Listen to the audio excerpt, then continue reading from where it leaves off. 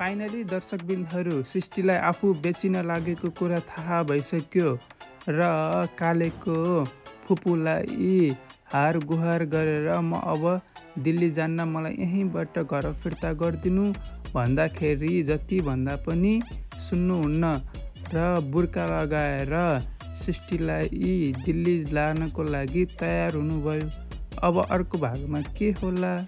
के जगत र सीताले सृष्टिलाई बचाउन सक्नुहुन्छ कि रमेश आउँछ?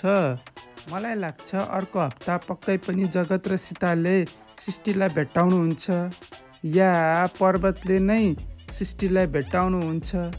कतै पर्वत ठिक भएर आउँदाखेरि बाटोमा सृष्टिलाई भेट्ने त होइन र सृष्टिको उद्धार गर्नुहुन्छ कि? भट्टी साहुनीको छोरा काले त सृष्टिलाई उसको फुपू बनाउँदालाई जिम्मा लाएर त्यहाँबाट हिँडिसक्यो।